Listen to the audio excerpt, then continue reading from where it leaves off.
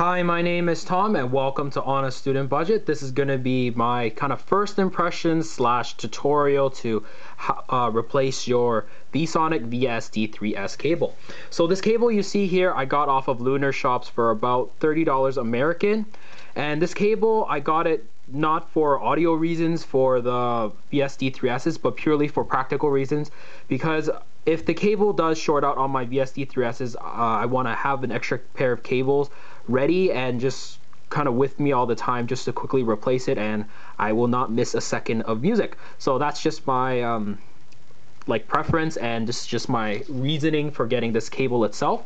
So the VSonic VSD3Ss, you can see here I've already detached the cable. The VSD3Ss here is about $54 for the detachable cable version. So you can see this is the right and this is the left. So just looking at the cable very quickly, this cable itself is also unique in the sense that there is a one button remote for cell phone calls, and I assume you can skip music with it as well, and there's a mic here again for calls, and switch here for Apple iOS devices and Android devices as well. So this cable itself is very unique because the VSD3Ss uses a special proprietary MMCX connector. So you can't get any old detachable cables, let's say from the Shure's or from the Westone earphones, to fit with these VSonic earphones. It's this is one of the few cables out there that can work with this earphone. So let's look at the cable right here. So in terms of the cable, actually let's compare the original cable with the replacement cable side by side, just to kind of give you guys a good difference or comparison between them. So it's a little bit longer, the replacement cable, it's a little bit, and the cable itself looks a little bit thicker. I don't know if it's showing up on the camera. From what I can see, it is a bit thicker and has a little bit of a translucent kind of color, like tinted color, and it's also braided on the inside as well. And in terms of the feel of the cable, the original cable feels quite pliant. This replacement cable is a little bit more springy, I guess you could say. It's a little bit more, but it definitely feels a little bit more solid in the hand. This one, it is flexible, but it feels a little bit flimsy. But overall, I was actually pretty happy in terms of the original cabling on the VSD3Ss. And it looks like the module happens or occurs right on the Y split, so it should happen right in your front of your chest, so very accessible in terms of the use. And here you can see this is the Y split for there's no cable cinch, so that's something to note.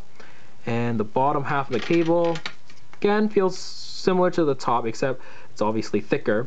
Again, a little bit more springiness, but the L-shape or the straight angle jack I much prefer on the replacement cable, because you can see they're both straight angle jacks. I'm not a fan of straight angle jacks really, but it definitely has more relief in terms of this. There's definitely more strain relief here compared to this. This has this kind of hard plastic edge, so that's also another reason why I got the replacement cable for the VSD3S, is just because this is a little concerning. And that's always a criticism for a lot of people out there with the VSD3Ss, despite how good it sounds for its price especially. So I'm going to show you how to basically replace the cable. So I've already detached it, so all you do is detach the cable, and then you simply match it up between the left and the right. So mine is easy because the blue earpiece is the left, so take the left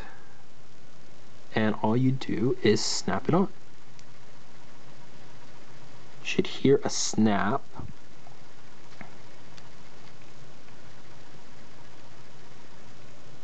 Yep, it's in. It was a really light snap. Must not have heard it. So the right here, and just snap it in. There's a loud snap. So you shouldn't replace these cables too often, or like switching back and forth, because the MMCX connectors do get loosened over time. And again, like I said before, I got this cable off of Lunar Shops, and I'll put the link in the description below on where I got it. And yeah, so I'll test it out and I'll see if it actually is useful for practical reasons and everything like that. But I'm definitely going to keep the original cable just as a side note in case either cable fails over time. It's always good to have a backup.